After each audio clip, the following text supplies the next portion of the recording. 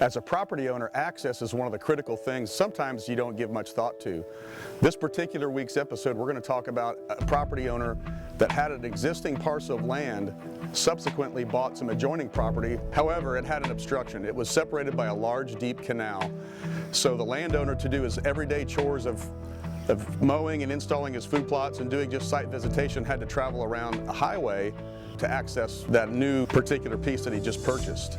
Today, this is where all-terrain bridge comes in. This particular site that we're featuring today, the landowner chose because there were some existing road systems on both sides of the canal.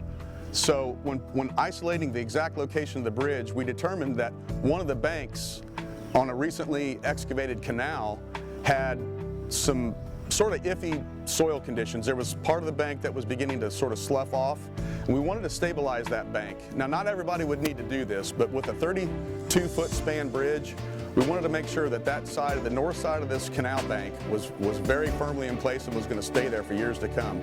So we utilized the technique of installing a treated timber retaining wall, which you'll see, but basically it was a three-sided box that we built into the hillside on good foundation with good drainage behind it, and really that's going to stabilize that bank after we had backfilled it with a granular backfill to allow for good drainage.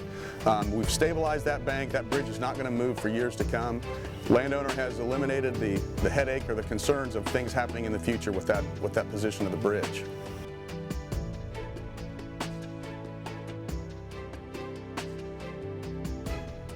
We just offloaded the bridge. Obviously that's the first step. The easiest way is if you have a telehandler or a large excavator and can just hoist it from the center. However, it's more common, more landowners have access to smaller equipment, tractors with front end loaders, small wheel loaders, skid steers, things of that nature. In those cases, what you can do, like we just did, is hoist the bridge from both ends with two smaller pieces of equipment and offload it from the trailer and then begin working it into position across the creek. You'll want one piece of equipment on either side in this case, and that's what we're going to show you today. Once we got the bridge offloaded, we got it centered up over our bulkhead, and we just pushed it from the end to where we've got it cantilevered a couple of feet out over the canal. Now we're going to send a piece of equipment all the way back around to the other side. We're going to choke this into the bridge with a sling, connect to the lift on our wheel loader, hoist the bridge up, and pull it the rest of the way on across. Once the bridge is roughly in place across the creek, obviously that's the first priority for getting it into position. Then you can fine-tune the positioning by sliding your forks or hoisting with your bucket. But slide your forks underneath the end of the bridge and you can move it back and forth, in and out, and fine-tune the location until it's sitting level and until you've got equal bearing on both sides of your creek.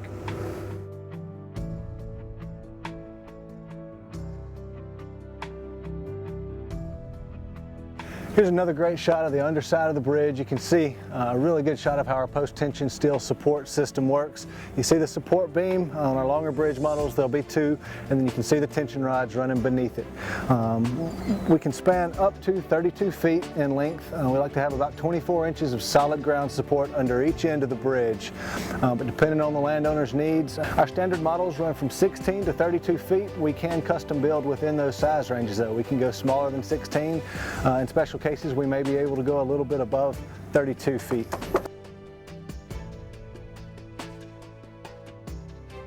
What we're doing now is adding some gravel under each end of the bridge, the part that's in contact with the ground.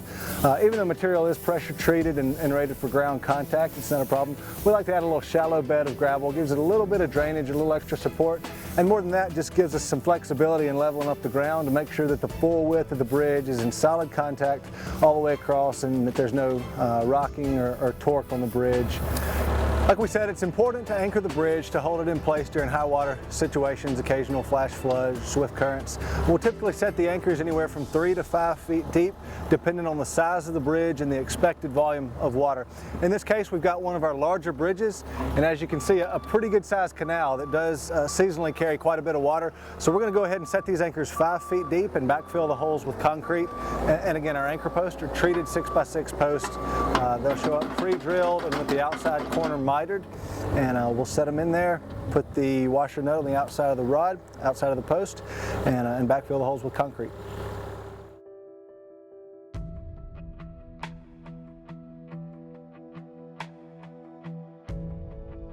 As you can see, the bridge is now in position. We've got it exactly where we want it. Got plenty of bearing under each end. This job will be complete. We'll have a happy landowner with increased property values and enhanced management capabilities. With the installation of the all-terrain bridge, the landowner now has access into that new parcel of ground, whether it be vehicular traffic or pedestrian foot traffic for hunting, and has shaved minutes on his travel time and has made his use of the property much more enjoyable and effective.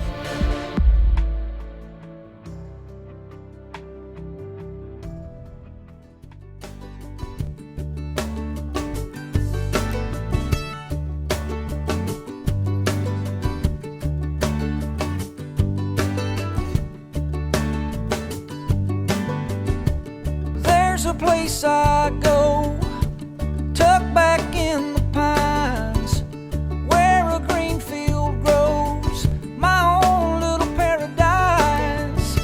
I'm thankful for this land and the life that it provides. See, the measure of a man is what he leaves behind. Oh, oh, take what you need and pass it on down.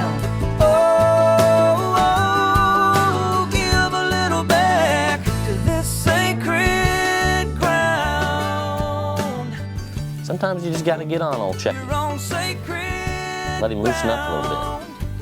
I am what I am. If you sit me down, I'm going to talk like this. In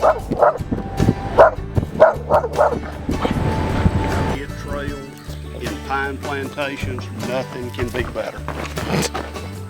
That'd have been good if he hadn't have just bulldozed the camera.